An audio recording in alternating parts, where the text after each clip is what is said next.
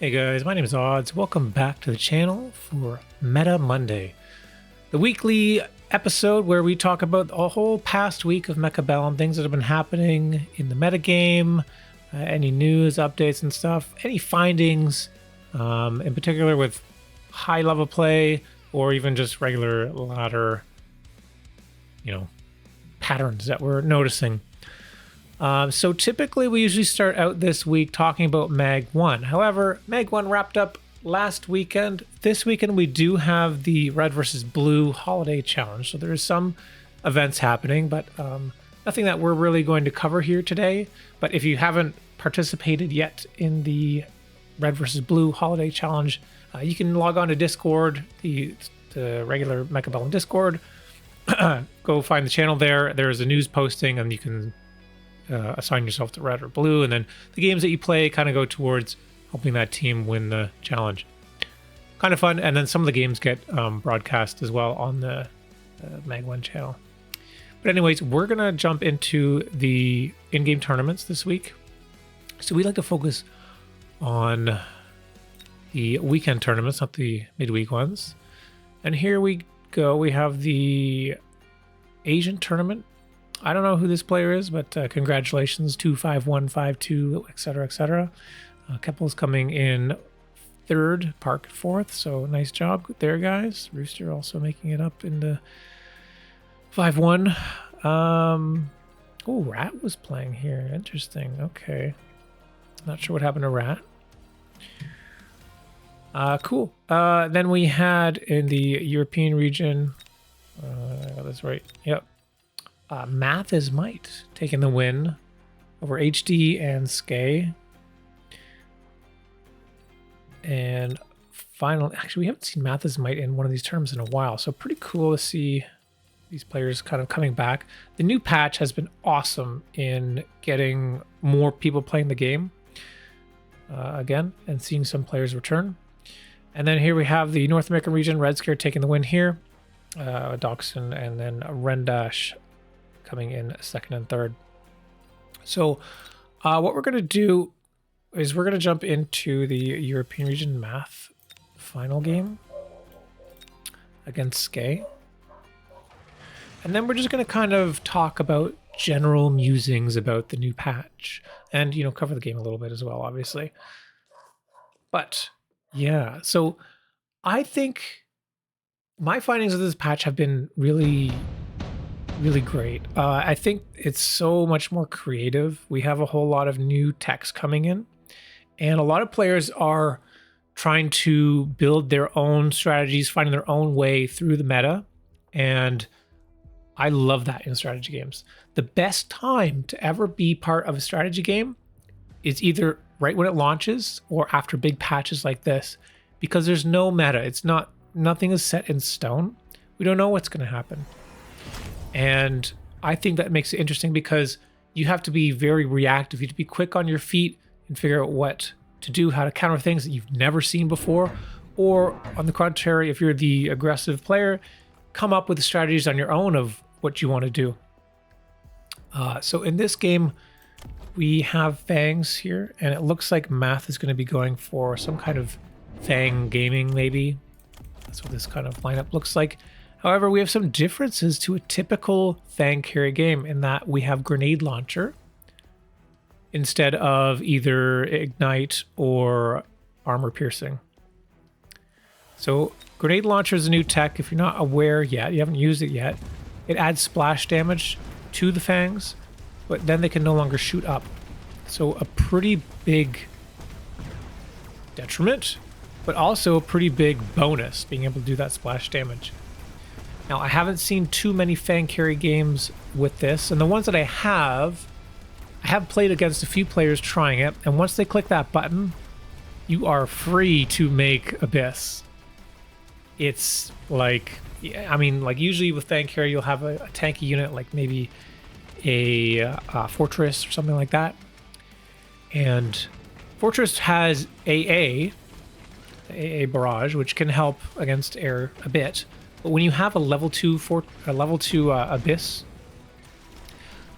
even with a ton of fortresses, they're never going to kill it. Plus, you can always click on wreckage recycling.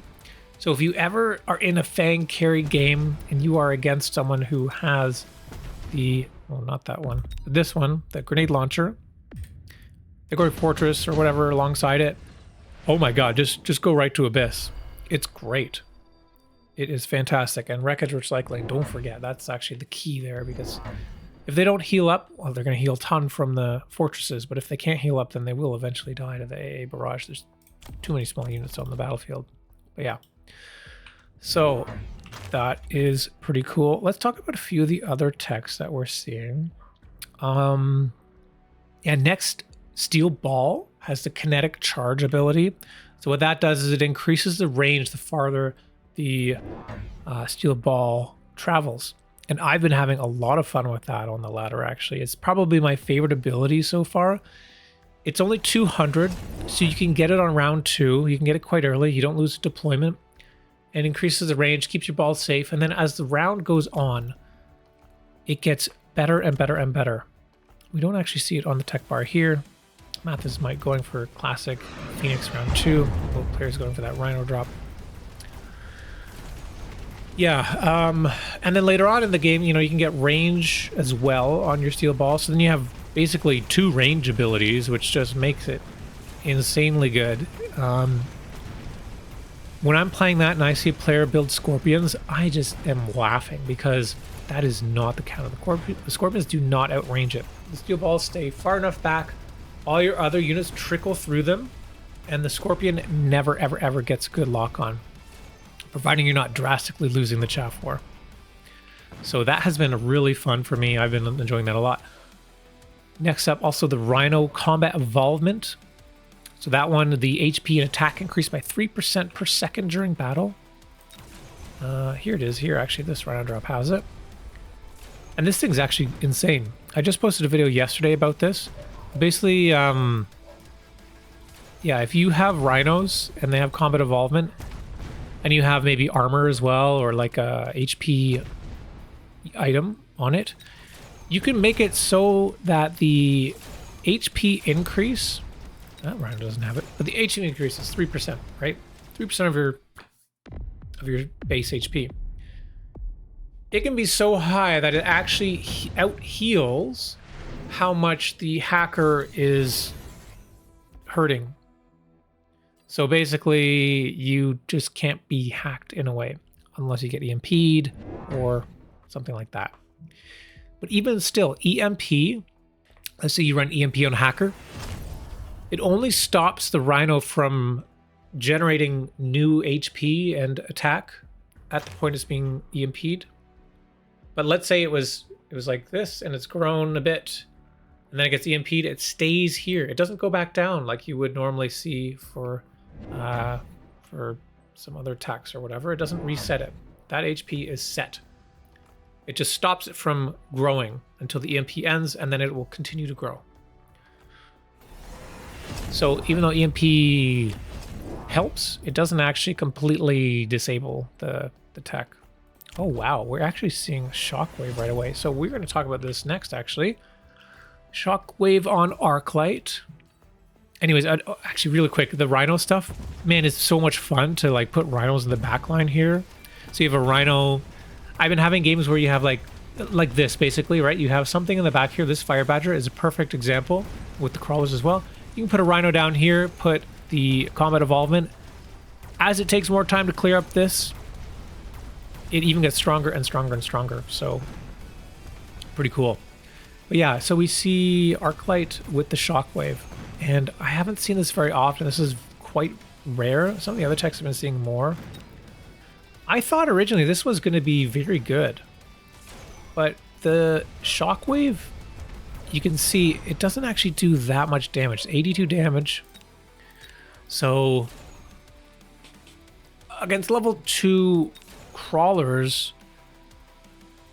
I mean, I guess that's a way to kind of out survive, like out HP the Shockwave. The Shockwave 82 damage doesn't really scale, and as the game goes on, it kind of gets like weaker, I guess, as your units get stronger.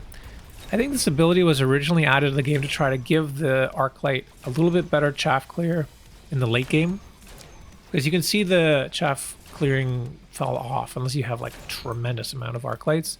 Usually you need to supplement the Arclights with something like Mustang or some other thing that can help clear stray crawlers.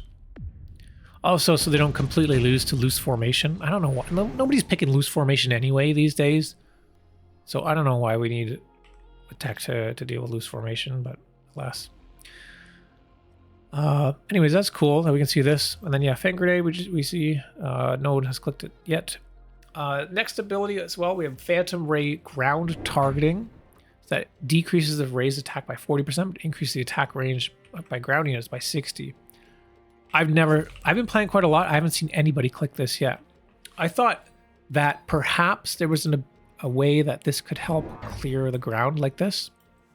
So for example, the way the ground targeting works is it actually targets like kind of the back first. So in a position like this, if you had a Phantom Ray right up here against the line, it will shoot over the crawlers and it will hit these badgers, which seems like it could be good. Maybe you can get it to deal the damage right away here. However, it has a 40% damage debuff. And because of that, it doesn't actually kill the back line here. So in my findings in Training Ground, like it hasn't worked out. Maybe there's some way, maybe like in this case, I don't know, rain, like HE and ground and range or something. Maybe there's a way you can kind of bypass the front unit and hit the fangs behind. I'm not sure. Ooh, beautiful, beautiful play there, Stormcaller. Nice job, Math. Maybe there's some kind of play like that, but I haven't really found it, and it would be very niche. I'd be interested to see if anyone can figure something out. Just a reminder, we do have a Borked build challenge this week. We're going to be doing it live on Twitch tomorrow, and you guys will see the VOD on YouTube on Wednesday.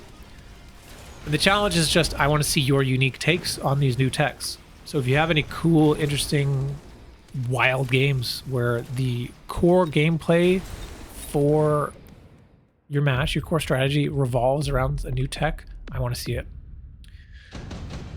Hound Chamber Compression is another ability. So we get Hound attack increased by 35% per second, and it resets after attacking. I thought that this was really, I think it's quite good, but I'm having a hard time choosing which tech to take off in order to use it. I haven't quite decided. And then I thought it was like every game tick or whatever, it would be increasing. So when you have Mech Rage on Hounds, their firing rate is 1.6 seconds. Okay. I thought that would be, if it was counting up the whole time, it would be about 56% or something increased damage, even on Mech Rage. This is 35% per second. However, that tick only happens every second. So if you're under 2 second threshold, it actually is only 35%. And if it's 2.0 or higher damage per second, rate of fire, attack interval, whatever it is, then you would have 70%. Yeah. So that's not exactly how it works. So I'm not sure. Maybe it's not quite as good as I thought. I thought it was even better. Okay, so look at that. There's a great use of that shockwave ability. They lock onto the Sabertooth, which is unfortunate, but because even though they have a bad lock here, they're still able to clear and do damage to some of these crawlers. These crawlers are level 2, so they don't actually die. Yeah, so they managed to get through. But yeah, anyways, a Hound, I want to see that more. It does really well against medium-sized units. So for example, if you go up against a whole bunch of sledgehammers or ground void eyes, stuff like that, something that usually counters them, sometimes now it flips the script and the Hound does better against them. So I do want to try to use it more. The Wraith Land Cruiser is another ability. Basically, the Wraith goes onto the ground, it goes Roomba mode, it gets increased range, although a bit slower fire rate. Let's see the Wraith here. Actually, we have Land Cruiser. Yep. Before the patch launched, I think many of us thought that Land Cruiser was going to be completely busted. The range increase by 50 is insane. And it makes Wraith able to be played in standard. It makes it also so that just having this on the bar, you cannot go AA on Marksman or Farseer or whatever, because you can just click Land Cruiser and then they go down. It's a waste of tech. So I thought this was going to be completely busted. However, we're not actually seeing it that often. I've seen it a handful of times. Most people aren't even doing it. But maybe it just hasn't settled yet, and we'll see later as things get figured out. I still think it's a strong ability, but I don't know, I just haven't seen it so much. I think Mathismight does play it a bit. I did have a really good game with him a couple days ago, where he picked Land Cruiser, and then I went into Sabertooth with like range double shot trying to shoot the Land Cruisers. Like, it was pretty cool. Maybe I can feature that game later. Yeah. And then the last ability here is like Fortress Solid Shot, which we actually don't have here.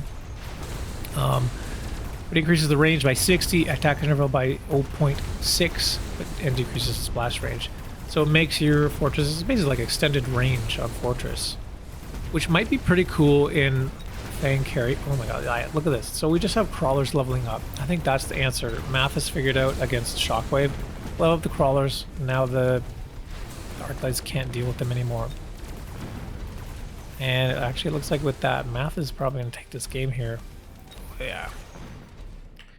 So I haven't seen anyone using that new Fortress tech. I would love to see it. One of the players in the Discord, who is it? It was Evil. Evil is trying some experiments, some evil experimentation with that new tech on the Fortress. So I'm excited to see that tomorrow. Yeah. What are you guys' thoughts on those new techs? I was expecting a much bigger shakeup in the meta. We haven't seen anything really solidified as game breaking or anything like that yet, which is kind of crazy after such a big patch. Oftentimes it doesn't take more than a week to figure out what is completely broken and have the abusers completely abuse it. But that's not what I've been seeing. So that's pretty cool. And you know, job well done to the developers. You know, Bear Like, thank you, and Game River, etc. Like, the patch has been great. It's brought a whole lot more people into the game. Lots of players coming back. The new Rift mode is also pretty fantastic. I see the player count has increased quite a lot, and a lot of players are playing Rift mode, really enjoying that. I haven't played it too much myself, but it is pretty cool. I love that we have more variety, more things, and even if that Rift mode comes to bring more casual players to the game, that's also very great and healthy for the game. Game needs both competitive and casual players. But yeah, that's about it. We're going to do a really quick Meta Monday here this week, just because it's chaos right now. We're not really sure what's happening. And maybe next week we'll have some more solid information. We're going to have some more high-level games as well. We did also do a huge Mecha Mini Masters tournament. The finale was just a couple days ago. You can see that video in my YouTube channel. It's a 4-hour cast. It was absolutely amazing. Congratulations to the winner as well. We had the winner's interview, and it was just like a completely amazing event. We saw lots of cool stuff. Some new interesting text, but also a lot of, you know, Void Eye shenanigans and stuff like that. So Void Eye is still quite strong. Nothing here really completely has solved the Void Eye Fire Badger kind of game plan. But yeah, thanks again for tuning in, guys. And over the holidays here, I'm going to be trying to post a video as often as I can, hopefully every day, but maybe like 5-6 times a week would be great. And thanks again for all those follows recently, or subscribers on YouTube. We're closing in on 1,000 subs. If you're still listening to this and you haven't subbed yet, why not? Why the heck not? It's free. Just click that button. Appreciate you guys. And let me know what you think down in the comments below. And I'll see you next time. Have a good day.